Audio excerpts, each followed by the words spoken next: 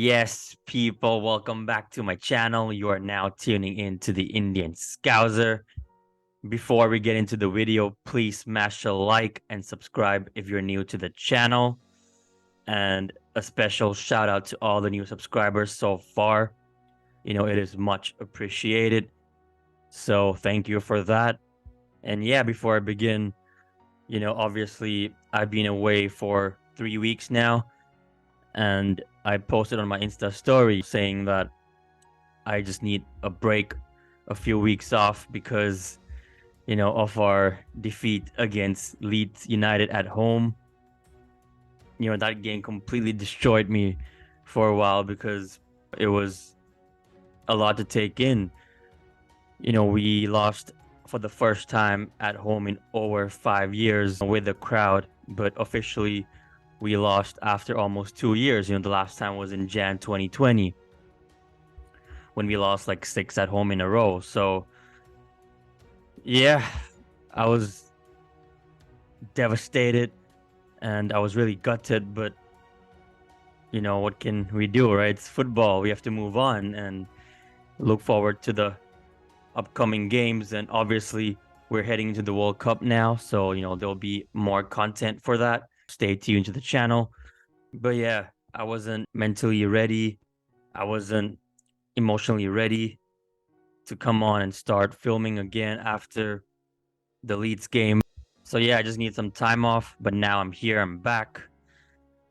Let's get into the football business now. A lot has happened, since I last came on and talked about this football club. But yeah, after the Leeds game, we obviously played Napoli at home midweek as the last game of the group stage in the Champions League. So we obviously beat them 2-0. The goals came right at the end. Nunez came on and changed the game, but yeah, it was really close. It was really tight, but obviously it wasn't enough to top the group because, of the head-to-head rule. They smashed us 4-1 in Naples. So because of that, we finished second in the group, as runners up. And now guess who we got in the next round? Real Madrid in the knockout stages in the round of 16. The team that I wanted to avoid the most, obviously, because ever since Jurgen joined the football club, only teams from Madrid, knocked us out. So it was Real Madrid and Atletico Madrid. Madrid twice in the final and once in the 2020-2021 season where I think we played them in the quarterfinals. They beat us 3-1 at their home ground and then it was 0-0 at Anfield. So yeah, the last time we beat them was in 2009, with Stevie and Torres, back in those days. I think we won 1-0 at the Bernabeu, 4-0 at Anfield, 5-0 aggregate.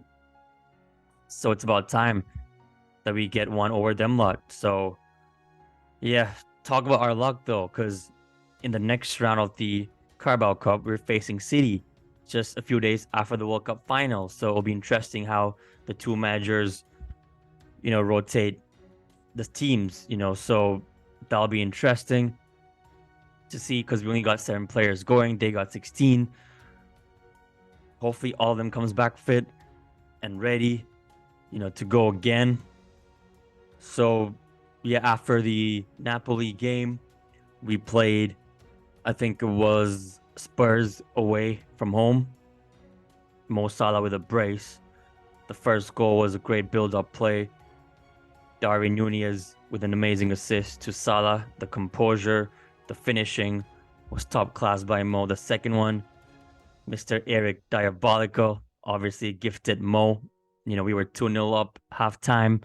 Second half, they got one back. Kulusevski came on and changed the game, but it wasn't enough. Thank God we could see the game out. So that was our first win away from home in the Prem this season. After that, we played Derby County midweek in the third round of the Carabao Cup, but that was obviously the first round where all the big teams, participate. So we played at home. It was 0-0. Club rotated heavily. That's why it ended 0-0, goalless in 90 minutes, went on to pens. King Kelleher. King Kelleher. It's his tournament. This guy won us this cup last season. And guess what? He's won us 4 penalty shootouts now. That's the most in our history, more than any other goalkeeper. So that is amazing, amazing stat. So like I said, next round we face City. It's just our luck in it, but what can we do? It is what it is. After that, which was obviously the last game before we head into the World Cup, we played Southampton at home. 3-1. That was a score at halftime and full time. Darwin scored a brace, a double. But the first goal was Bobby Firmino. I can't believe the manager of Brazil didn't select him, because this guy has more goals than all the other attackers selected combined. The likes of Anthony, Gabriel Jesus, Rafinha, Richarlison, all these guys, Martinelli. But it's their loss, and it's good for us. He gets to rest. Same with Thiago. So yeah, Bobby with a great hitter, and Darwin with his first goal in the game. Second for us, Harvey with an amazing ball. What an assist by Harvey Elliott. Perfect placement by Darwin Nunez. And the third goal for us, his second, Andy Robbo put it on a plate for him. 2 assists for Robertson, which now makes him the top assist of all time for a defender, leveled with Leighton Baines. So, that is astonishing, just crazy if you think about it. And we bought him for 8 mil from Hull City. A complete bargain. So now we're 6th on the table, climbing up slowly but surely. And it's not looking that bad, because Chelsea, they're in 8th place, I believe. Even below Brighton. We're 7 points off the top 4 right now. Spurs, and we have a game in hand. We're only behind United by 4. And, they're playing their best football for the first time under Fergie. And we've had a worse start under Jurgen Klopp. And we're only 4 points behind them in 5th. So it's not looking that bad. When we're back after the World Cup, on Boxing Day, it's soon going to be the January transfer market as well. So hopefully with some reinforcements in Jan, it might not be bad for us, to put in a run of games in the business end of the season. And like I said, when we're playing City right after the World Cup ends, there's a few days, there'll be a much changed side anyway, so that's fine. But the Madrid game, for instance, in the Champions League in Feb, we'll have our players back from injury, and hopefully, like I said, some transfers in Jan. And yeah, as long as we can keep everyone fit, we have a chance of winning them all and finishing top 4. So yeah, we've proved it. Literally last season, we were in all competitions, played the most games. I think it was 63. So 2 games away from a quadruple, and we'll definitely go again. I believe in this team. Obviously, before I talk about the World Cup, which will be in the next video, so please make sure you stay tuned and, keep your notifications bell on.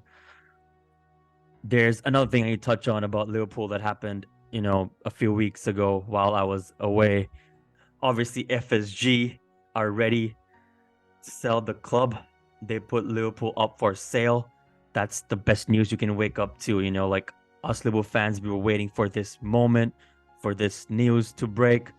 And there you go. Whether they're selling it 100% or still own a minority of it, we'll have to wait and see. For me, it's still early days. That's why I'm not gonna have another separate video for this segment. But for now, I think it's still early days. It's massive for us, massive, because we've all been waiting for this.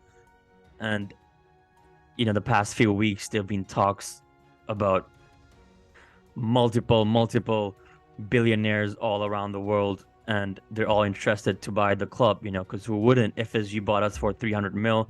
Now we're worth 4 billion.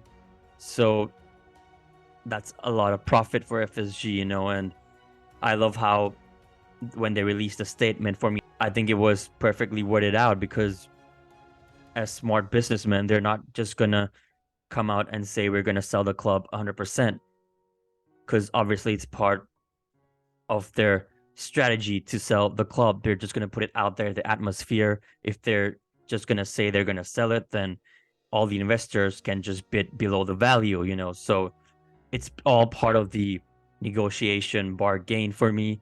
And I know they said they're looking for a third party for new shareholders, but we'll have to wait and see. But all I can say right now is this is great news for us. Great, great news. There have been news from the Middle East, Qatar and Dubai as well, Abu Dhabi. But we'll just have to wait and see what happens, because now the latest news a few days ago, it was the multi-billionaire from India, Mukesh Ambani, so he's the richest man in India, the 8th richest man in the world. He, actually put in a bid for us several times in the past, but FSG rejected them all. So apparently that's fake. The latest news is obviously the American magnate, the American businessman, the owner of the LA Clippers, Steve Ballmer. So there have been news linked with him heavily.